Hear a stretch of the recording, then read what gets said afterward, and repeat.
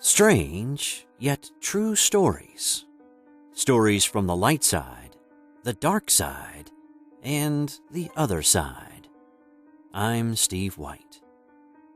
The untold story of the Patterson Gimlin film. The most famous Bigfoot footage was filmed in 1967 in Bluff Creek, California by Roger Patterson and Robert Gimlin. The 59-second clip shows a large, gorilla-type creature walking to one side of the forest into a large opening.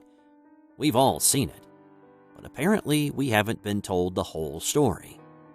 What you're about to hear is an untold story of the famous Patterson footage that may completely unveil the mystery behind this famous film.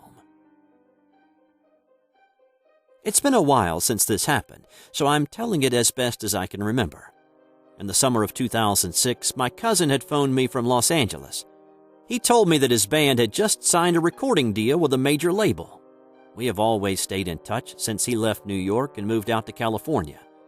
While I did the 9-to-5 thing in New York, he relentlessly chased a career in music and finally hooked up with a metal band out west. I wasn't surprised when he informed me of the good news, because I knew it was in his cards. Most of our phone call consisted of catching up on family and stuff. Toward the end of the conversation, he added that the record label was throwing a promotional bash for the band and he wanted me to fly out west for the occasion. So after talking for about 10 minutes, I heard a voice, his roommate, on his end in the background say, "Did you tell him about the Bigfoot thing?" That's when my cousin said, "Oh man, you have got to see this." "Do you remember the Bigfoot video from the 1970s? The famous one?" "Sure," I said. "The Patterson Gimlin film." "The studio's sound engineer is this guy from Napa Valley," he said, "and we've been working with him. He's sitting on a film that many people haven't seen." "What of?" I asked. "Remember the movie where Bigfoot walks past the screen and looks at the camera?" he said. "For years, when it was shown on TV, it was edited. There's a big piece missing. When they show it on television, it's shown out of context. This guy we hooked up with has a different film, an entirely different thing." This is how my cousin explained the film to me. The film starts off very shaky. After a few seconds, the subjects come into focus. It starts off with a few of these creatures digging for something, not just one. I remember him saying distinctly 3. They are also very far away from the camera. They start to walk down a trail or a path, and then they stop by a pond or a puddle of water. They separate, but then soon regroup. It seemed like these creatures were just doing a surveillance of the area. Surreal is the word he used because he was not sure what to make of this. The whole time the camera is on them, and they don't know it. Then, all of a sudden, a hail of gunfire comes from the tree line and blasts these things cold. One of the creatures drops, and another one bolts into the woods.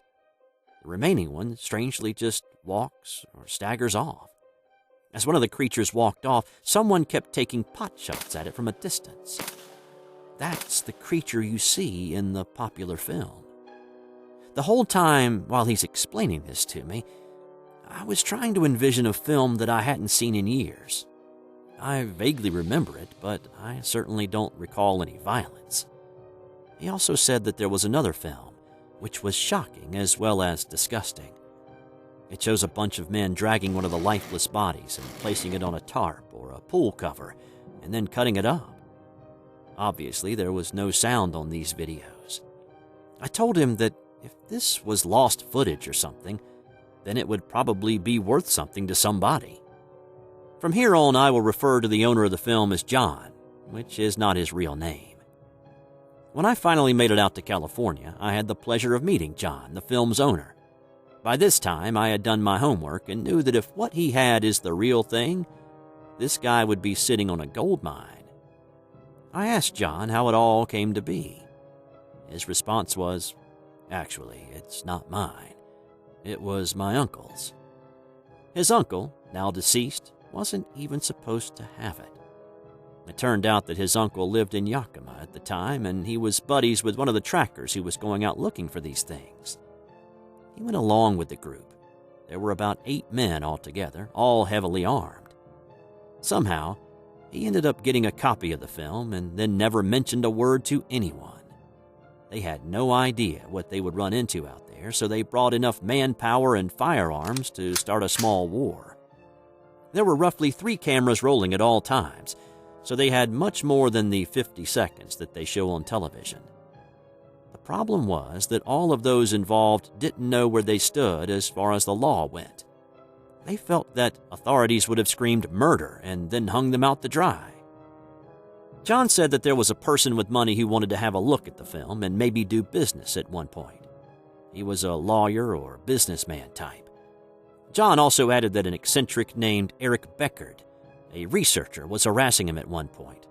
He threatened John by saying he would drag his ass into Supreme Court if he had to. Then he was never heard from again. By now, John felt that too many people were getting wind of this, and he became paranoid that someone was going to try and rip him off. The final straw was when he returned home after a short time away and found his apartment broken into. The investigating officers said that it was clear and certain whoever broke in only wanted one thing, which, by the way, they didn't get. That's when he rented a safe deposit box, and that's where it sits to this day, as far as I know. I didn't get to see the films because they were safe and secure in Sonoma and we were in LA. He did promise me that if my cousin and I were ever in the area, he would let me view the films. He only asked that I give him a day or so notice. To be honest, I really don't believe in Bigfoot, and the topic doesn't grab my interest all that much. I understand that there are people all around the world who take this subject seriously, and that's fine. So for those who believe in such, I'll let you decide whether to put any credence in this story or not.